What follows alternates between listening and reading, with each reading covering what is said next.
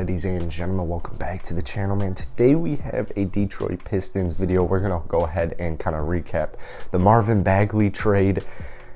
Welcome back to the channel though, man. I haven't made a Pistons video in way too long. Shout out to one of my subscribers for letting me know that. We'll get back on the Detroit Piston grind. Hit that like button, hit that subscribe button if you guys want more Pistons content. I really like the fact that they traded for Marvin Bagley. I think it was perfect.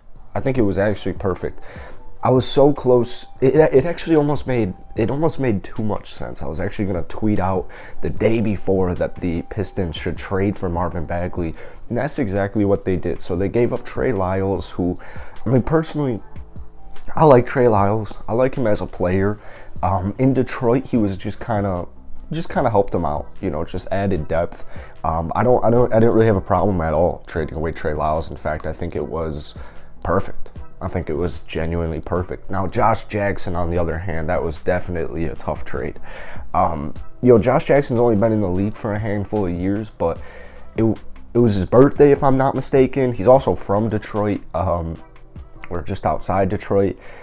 Josh Jackson's a hooper, man. He was a hooper, and what sucked is Diallo just kind of ate up all of his minutes. I mean, when he came, he just ate them all up, and Josh Jackson's one of those players where I just feel like when he gets a full opportunity on a team for, maybe not like obviously revolve the offense around him, but if he could just find a team where he's, as if it's so easy, find a team where he's starting every single game for an entire season, 2 seasons, something like that. I think Josh Jackson, I mean, he can score. We all know he can score. We all know he can defend.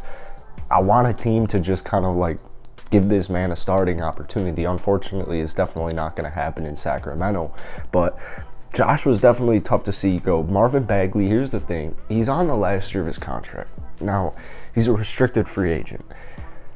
I believe it's 41 games. If he doesn't start in 41 games, he's only started in 17 games this season, then his qualifying offer just gets dropped by half. I want to say it's somewhere around that $14-15 million for next season range, his qualifying offer. So I don't anticipate him hitting 41 starts. Even if he does start in Detroit, I don't think he'll start for like the entirety of the season. I just think there will be enough games where you miss. But I think, no, how many games are left, man? How many games are left in this season? I think it's like 30 or something, something around 30. So mathematically, if he starts in 30, yeah, he's going to have to miss a couple of starts. He's going to have to miss a couple of starts. I think he'll get the starting center nod. I think he'll be the starting center with Isaiah Stewart at the 4, or just that, but flipped Isaiah Stewart the starting center and Marvin Bagley the starting 4. Marvin's a really interesting player. He's in the 4th year of his NBA career. Averaged basically 15 points per game the first 3 seasons. This year he was behind Rashawn Holmes, Maytu, man, I can't think of the other guy on the Kings. It's killing me. But basically they just had a really, really full, congested front court. And so Marvin only averaging 22 minutes per game this season. But in the first 3 years of his NBA career coming out of Duke, there was a lot of high expectations. But this man was putting up about 15 points per game, about 7.5 rebounds, sometimes 8 in 25 minutes. In literally just 25 minutes. So hopefully here in Detroit, they give him a little bit more of an opportunity. I know you do have Kelly Olynyk on that roster. You do have Jeremy Grant, but Jeremy Grant should be able to slip to the 3. And like I said, they'll figure out the 4 and 5 with Isaiah Stewart. Kelly Olynyk, kind of that multi-versatile big man off of the bench, but Detroit needed to get a little bit bigger. Maybe not this actual trade deadline, but it was definitely a need. So I thought personally they would maybe address it a little bit more in the offseason. They still might. But Marvin Bagley, Isaiah Stewart, I really like that combo. I do like that combo.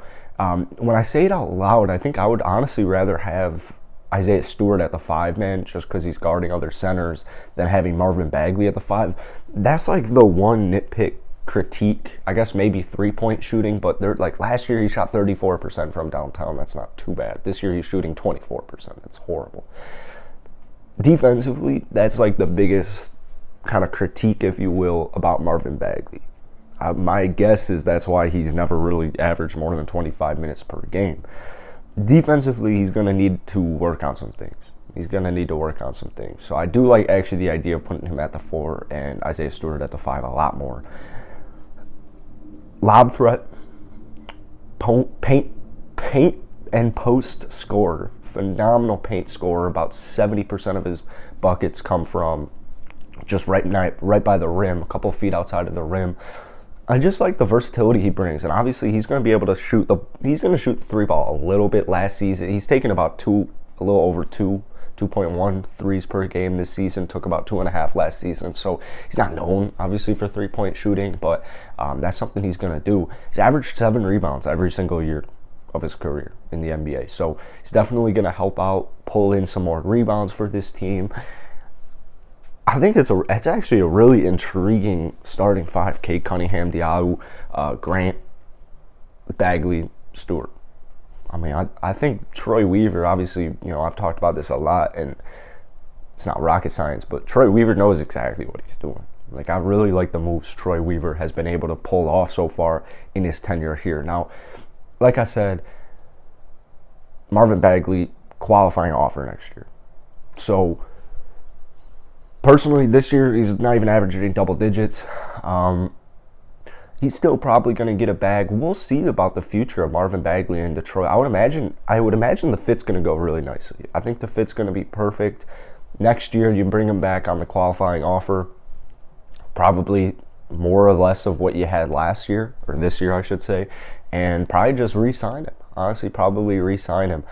We'll see, though. Marvin Bagley, he's been a disappointment so far in the NBA. I hate to say it. I know, like, his rookie year, 15 points, 7.5 rebounds, was averaging a block per game, like, only averaged 25 minutes per game, only started 4 games that season. So, he can ball, but he just hasn't really lived up to the number 2 pick expectations. It just sucks. But defensively, he's going to have to figure some things out, man. He's going to have to figure some things out. You would think, like, a 6'11" dude would be able to rim protect, but not really. Not really. This year, he's only averaging 0.4 blocks per game. Last year was the first year he got consistent starts. He started in 42 games last season, played in 43, started in 42 of them. 0.5 blocks per game.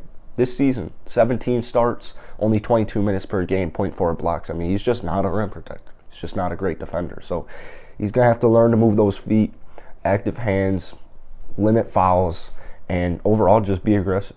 Be aggressive on defense, because a lot of defense is just hustle. It's just hustle and heart. I think a change of scenery is exactly what Marvin needed.